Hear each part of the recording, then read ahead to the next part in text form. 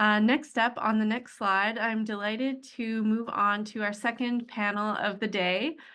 Today, we are very lucky to have with us to discuss the challenges of various resource languages. We've got Muhammad, who's been our language ambassador for the Somali language and is the co-founder of Mankal, a mobile app that helps people beat procrastination.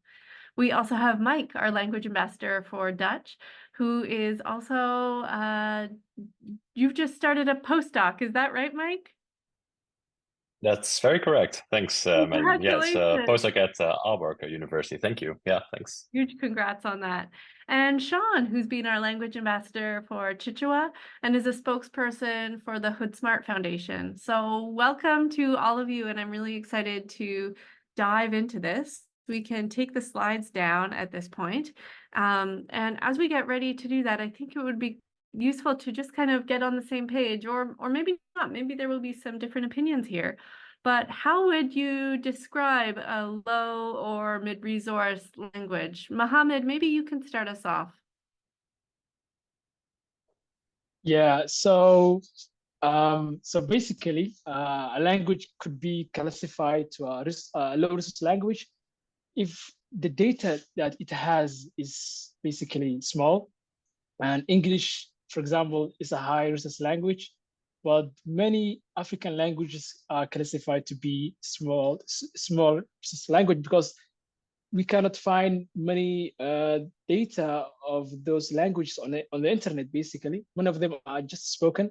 So we can classify them to be low resource language. And because of that, many of them, they are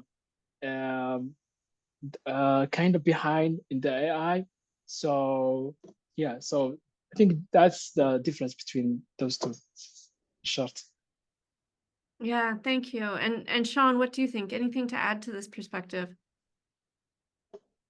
Well, so from my understanding, a low resource language is when you've got like a language that's like underrepresented. Let's say if you're looking at the literature in the digital realm, you'd rarely find enough of that. So for instance, like I'm looking at my Chichewa language. We've got like books, physical books out there, but if you look up, on Google, for instance, or maybe even try to use translators on Google, you don't really get that accurate results. And that way you can even use much of that as like in natural language processing. You need like ample amount of data, such as like what we have in the Western world, like for the likes of English. So for Chichewa, we barely have like enough of textual data in digital realm. Yeah, I appreciate how you're both making it very clear. It's about the amount of data available, the tools. It seems to have nothing to do with how many speakers of this language there may be. Now, Mike, as our representative for Dutch, you're in kind of a unique position on this panel. Could you shed some light on where Dutch falls into this? Yeah, right. So Dutch usually is considered a mid-resource language because of the amount of textual data that is available, the amount of lexical, syntactic, or semantic resources. So Dutch itself is is spoken by around 25 million people, well, which is quite a bit amount. But it's considered mostly mid-resource because you do not do. If we talk about it from an NLP practitioner's perspective, people do not really work a lot on Dutch. So here you could imagine that, okay, there are not a lot of Dutch language models or other Dutch resources to basically train a model that can do specific tasks. So therefore, yeah, considered a mid-resource language. But then if you compare it to a higher resource language, like, well, obviously English, people do NLP mostly in English, right? So a lot of resources available, a lot of data sets to train your model with, and otherwise, most models or language models specifically that come out nowadays are English specific. Yeah, I think it'd be helpful for those tuning in to dive in a little bit more into this, particularly for people who speak or work in English to understand the unique challenges here. They may not be familiar with some of the day-to-day barriers encountered when working in a low or mid-resource language. Are you able to give any examples of how these resources or this lack of resources have potentially been a barrier in your life or work or in the work in your community? Mike, can you start us off with this one? Sure. I guess I'm a little bit of an imposter here because, like Germanic countries like Germany, Netherlands, and Denmark, where I reside currently, are very good at English. So there is there is not much of a barrier, at least in work life, like in work life or everyday life even. Here, you can imagine like most of the people actually speaking, like being bilingual, so speaking English and their mother tongue, for example. So I might be not a great example here, but I would imagine that maybe Mohammed or Sean has like some very concrete examples. I think this is also a good example, even just that you're highlighting that the mother tongue, what you grow up speaking, is not necessarily what you do business in. Having to default to English across countries might even be an example here. But Sean, what's your perspective here? Do you have any examples of this? It's just that maybe the way the language is spoken in different regions of like Malawi, for instance, like you've got you call it the dialect, right? So for instance, like if you move to a city, you would find that the same language is the way it's presented is not exactly the same, or the younger generation, the way they speak, it kind of like is confusing. So if um like you tend to like question yourself like, okay, are you being accurate here, or like what's going on, like because there's just so many ways of speaking at the same time. So that can be just one of the problems that you might be facing. So it also kind of leads to miscommunication in a way. Thank you. Yeah, this is a good point that it's not even just the language itself, but the dialects within it. How about you, Mohammed? Yeah, so one example I see often is, for example, students, Somali students, most of them are not familiar with the English language. So many of them, for example, when they start, self-teaching and taking courses online, many of them don't find, the resources they need because many of them don't know English. So they often refer to the local resources, which are not that high quality, to be honest. So they are missing out a lot. And the few people who know English, for example, and really make use of that basically, skill. So those who don't know the English language, for example, feel a lot of barrier, for example, when they are learning. And a lot of people, they feel that, for example, AI is going to change that. But even those researchers who try to help those people, they don't find the right data and prepare it so they can, start maybe training models to help those people. Yeah, I think this is a kind of a good transition to get a sense of what the current status of NLP is, and AI adoption or attitude within the communities of people who speak your language. Mohammed, how do you see it? How do you see NLP playing out in the Somali community at this point? I think now we are in a good place. We don't have that much going on, but we are just starting out. For example, there is another project going on right now, led by one of my previous teachers. He's an NLP expert. So we are just starting out. And I think Somali, if we like do this right, I think this could be huge, leap for the language, because a lot of people, I don't think they are anticipating this to happen soon. But if we do it right, I think this could be a huge thing. That's great to hear. Yeah, I hope your teachers initiative takes the Aya work that we've started and incorporates it in. Sean, how about you? What's the status of NLP and AI in the Chichewa community? Currently there's just like, so much hype about, what NLP is doing, like, the NLP across the Chichewa community. But, it's kind of similar to Muhammad. The situation is just that there isn't that much going on. Like, there's been a few things happening, like I've been hearing about them, you talk of like local colleges, coming up with these ideas about NLP and stuff like that. So if they could hear such projects as the I think it can really speed up their progress. But at the minute, there hasn't been that much activity, I would say so. But it's just been the hype and what we've been hearing about, in the outside world. So if maybe the government could put resources in such things, I feel we can do major things, and then it can really bridge the gaps between the people in different areas, and then utilize this to put it to good use.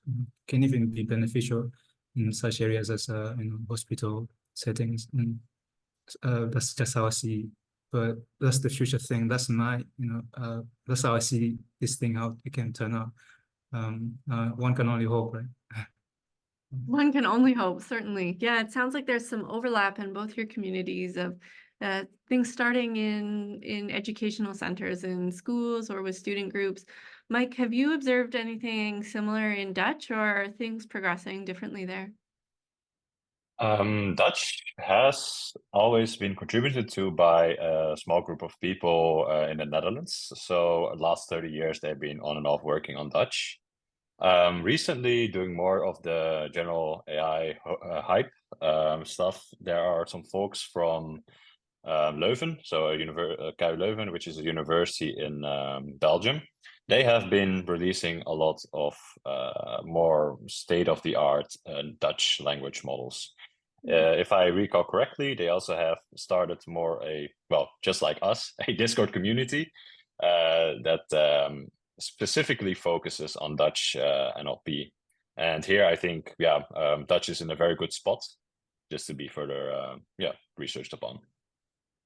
Oh, excellent. Okay, so as we start to talk about the good spot to have future research done, I think it's a good time to transition and talk about some of the unique use cases, the potential we see here for progress in this field to really make significant impact in your communities. Sean, you mentioned healthcare as a potential avenue here. Are there other things you want to highlight as potential avenues for NLP adoption in your community? Maybe I would say, just like educational purposes in general. Also, maybe you'd look at business, like, because we talked about the barriers earlier, the barriers about communication and this vibrant NLPA environment that's coming up right now. So this could really help bridging the gap. Like if it could help out in such things as businesses and and also I just look at the educational side of it all. So like I think that's what I can add on it. Just like bridging the gap of communication. Yeah, it's a huge one, and the education system has a lot to benefit from here too.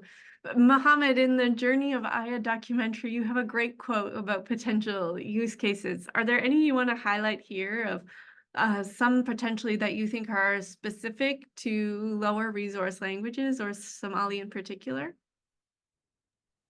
One thing I'm really excited about is the fact that, for example, many languages and have speech to speech, and I think I have seen recently, speech to speech for one language, but I haven't seen that for the Somali language. And I have even reached out to one of those startups that are doing the cool stuff, and they said they don't have the Somali language for now, but they will hopefully have it later on. But I think the reason was like the lack of data and all of these challenges, But for example, I can imagine in the near future, like for example, if a student can open YouTube and they can watch any video in Somali language, lip sync it, like that's amazing. That's amazing. I think that applied to education, health, and other areas, game changing. Game changing. So I think even that will not only be useful to students, but also to our to older people. For example, when they are taking care of, for example, when they are looking up information online, when they want to to get information about health, maybe communicate with other companies, customer support also. Many businesses could use this as well, to train an AI that can respond in Somali, not just in English, because right now small of them that are developing these products are relying on the APIs, which are basically in English. So hopefully, if they start using Somali, that could be as well. Oh, I'm getting excited just hearing you talk about these possibilities, Muhammad. I hope they are coming in the very near future. Mike, which use cases are you particularly hopeful for? Yeah, I second Muhammad actually about connecting people, basically. So what I could imagine, for example, in the Netherlands, is that because of the internationalization, there are obviously elderly folks who do not speak English that well, and maybe it's a good way to connect elderly folks with, like, for example, the expats with these kind of technologies. I believe that is something that might be missing there. But yeah, that could be a potential solution there. I love that. That's something that Abhinyaya was speaking in her presentation earlier about, this huge avenue of opportunity in bridging generational, but then also cultural divides. So in many cases, linguistic diversity or unique features of a language can be a huge hurdle for these languages that have been historically less represented. How did you address these variations within your languages to ensure the IA dataset's accuracy and effectiveness in your data collection and language ambassador work? Mike, maybe we'll start with you. Sure, yeah. So, well, during contributing, right, everyone has to look at other people's contributions. So here I've run into situations where I think there were some people from Belgium. So the Dutch speakers there are from a region called the Flemish the Flemish region, where they also speak Dutch basically, but they write it slightly different. To the extent where, yeah, I guess it is readable for a Dutch person, but there are some slight differences. Here, you have to obviously make a decision, right? Like, do you want to keep this as a small nuance in the model, or do you actually want to streamline it to like general Dutch? So in this case, I would say keep it streamlined to general Dutch, because all the resources that I was talking about earlier also are in this specific style. So therefore, yeah, that's something we had to account for. But very other linguistic diverse things I didn't run into. Sean, how about you? How did you work as a language ambassador to ensure the diversity of your language was well represented? Well, so one of the things I did was like it was just word of the mouth. So you would actually interact with the people. I would actually interact with the people in my local tongue, and then that way it was easier to understand the context I would use. And let's just say expressing a question I found in a textbook that I read somewhere. So like I would use books as reference materials, and then use that like to create a question, and then find out like from local communities, like how would you present this one in my local tongue, for instance. Also, like I would use just translate text that you define somewhere, and then but in the context of like Chichewa still. But yeah, like what helped the most was interacting with the communities and hearing from them how they would put how they'll respond to certain questions, and that way you have like actual responses, not just something that you've made up. So making sure that everything sounds like accordingly. Let's just say someone in the future tries to use this, they would want to get a response that is like, sometimes it might sound way too formal, but you're trying to like come in between, not too formal, but still making sure that this is just a quality response from a question you've constructed or something. Yeah. Muhammad, does Somali have a similar aspect to what Sean was discussing of this formality or lack of formality? Did you have to make any calls like this in your language contributions, or what else stood out in your collection efforts? Yeah, so one challenge we faced was people were making, in the beginning, they were not making the ideal contribution we wanted. So one thing I did was sharing with them what a good contribution looks like. So for example, not just making a short answer in the completion, but making a full one that gives, full context about the question. So that really helped a lot. And we don't have that of a problem. For example, we don't have the problem of many dialects in Somali. Yes, we have different dialects in Somali, but they are not. They were not that challenge I faced. So basically, that really helped a lot. Just solving the problem I faced. That's great to hear. Yeah. I guess following up on that and how you were able to communicate what that quality data would be and how to contribute it, how did you engage with your community and keep them engaged? Was there any messaging that you found really resonated with people? Muhammad, I'll start with you again. Yeah, so starting with why was crucial because this was an open source initiative. So some of them, to be honest, was expecting this to be, they get paid, but I explained to them why this is important, why, but open source, even some of them were not that familiar with open source. They were coming from non-tech background. So, but many of them, when I explained to them why this is important, they were really excited about that. Many of them really continued without even me telling them to continue, even for weeks. I was even, impressed about that. So starting with why was really crucial for me and for the experience I had with the Somali contributors. Mike, what was your experience here? Because we were just hearing from David and Dominic that there may have been some cultural barriers across Europe to the understanding or prioritizing of open source projects. Is that something you experienced in Dutch, like Muhammad did with the Somali language? Yeah, we ran into slightly different things indeed, where I think David has mentioned it as well also previously, where it is difficult to keep people engaged in a mid to high resource language because they are not super dependent on basically their own language because they also can speak English. So, for example, if you want to use resources not in your own language, you can find the higher resource language there.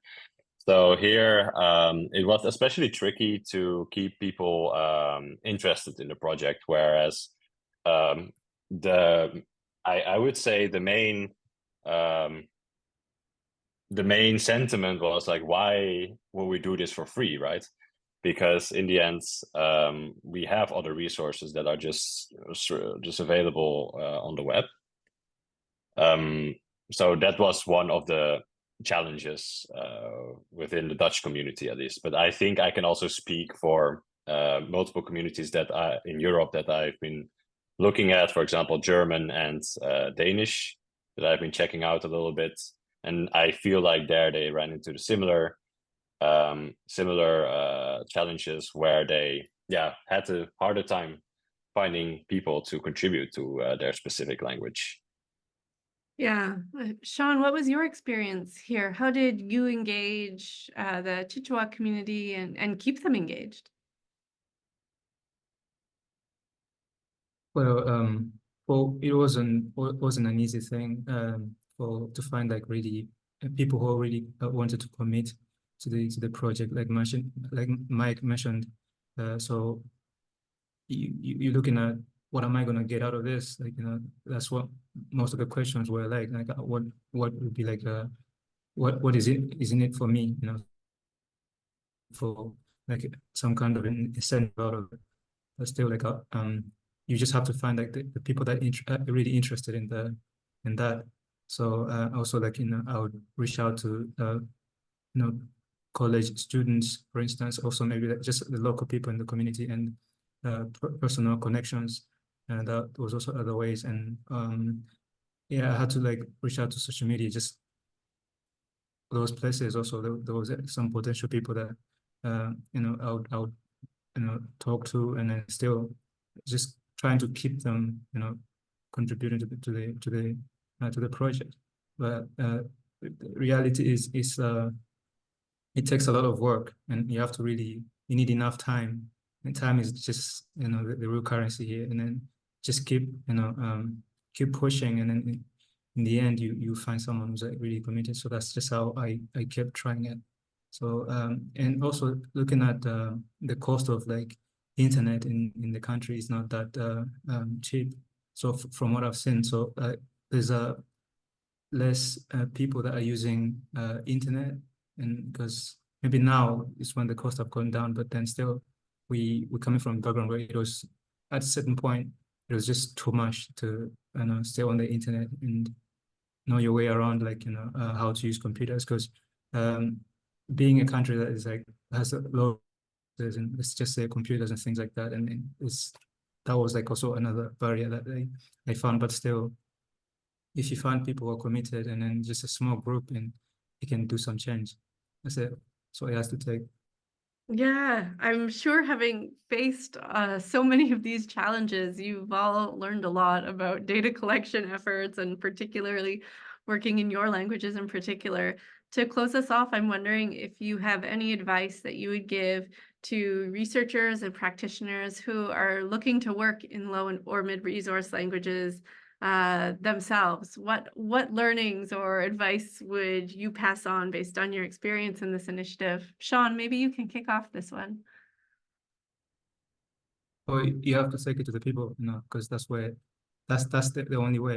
Manual data collection is the best way. I know there's augmented, way of collecting data and stuff, but still the best thing you can ever do is just like go with it take the project to the people, and if you're collecting extra data, you need to actually interact with the people. If it's a language, like Joe mentioned earlier, it's just have to interact with the community. That's the thing. You don't need fancy degrees or what, but still, you just interact with the people, and then there'll be best things coming out of that. So that's what I can say. Thanks. That's brilliant. Take the project to the people. Mike, what would you pass on? Actually, second Sean, there is some amazing work from some folks in the Netherlands for collecting speech data for dialects in the Netherlands, where they actually had their own little car to drive around the Netherlands to collect this specific data. So indeed, engage with the people, talk with the people, show your face, like, hey, I am the researcher behind collecting all this data. So indeed, like, as Sean said, connect with the people. That's what I would say. That's great to hear, and an honor to connect with all of you people. Okay, Muhammad, close us out. What advice would you pass on? Some useful tips I have. Number one, if you want to get contributors, instead of getting them individually, seek them in groups. For example, target the innovation groups in your local city, because by doing that, the likelihood that you would find people that resonate with what you are doing are, high. That's number one. Number two, make sure, explain to them why this is important, because making them intrinsically motivated is much, much better than making them, motivated by some external thing. And number three, make sure they are following the instructions, they are giving the high quality, they are following the instructions, giving you the high quality data, because sometimes people, they are not following. So you need to keep checking they are doing that. So I think by doing these three things and following them, I think that, will save you a lot of time. I appreciate that. Muhammad, Sean, Mike, thank you all very much. And huge congrats to you, to your language teams on the release of Aya. We did it. We're here. Thank Thanks you. all. Thank you for having me. Thanks, Madeline. Yeah.